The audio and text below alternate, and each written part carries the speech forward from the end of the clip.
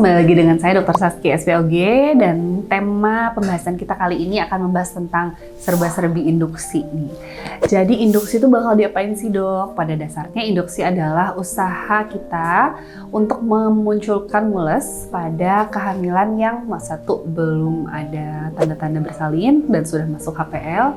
Kemudian kedua, hal-hal lain dalam kehamilan, contohnya komplikasi kehamilan yang mengharuskan mama dilakukan terminasi kehamilan atau diakhiri kehamilannya. Jadi dari yang tidak ada mules, kita picu mulesnya dengan induksi. Induksi itu dok, dengan apa sih? Nah, macam-macam ya. Induksi itu ada dua macam, ada yang secara medikamentosa atau dengan obat-obatan, dan yang kedua adalah mekanik. Nah, yang mana duluan?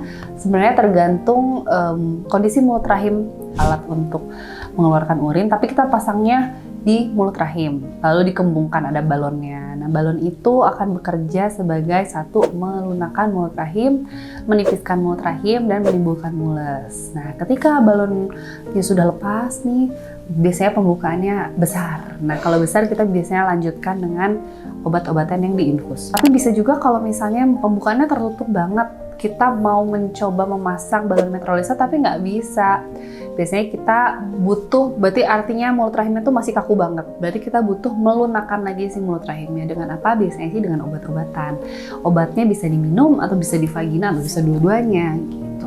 Tujuannya juga sama-sama aja seperti balon metrolisa untuk satu melunakkan mulut rahim tadi sudah disebutkan.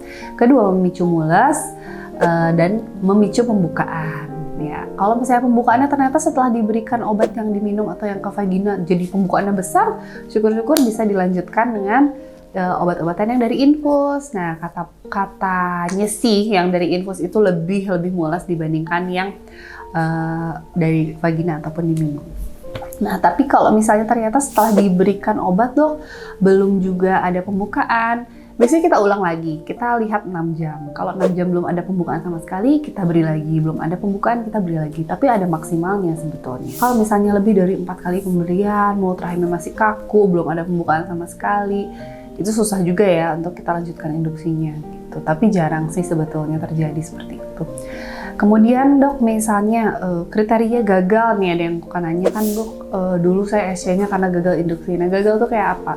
Sebetulnya yang kita sebut gagal itu apabila kita sudah memberikan berkali-kali obat dari vagina atau dari minum ya, tapi belum ada pembukaan juga gitu. Atau yang kedua, udah ada pembukaan nih, misalnya udah ada pembukaan 4 atau 5. Kemudian kita induksinya dengan yang infus tuh.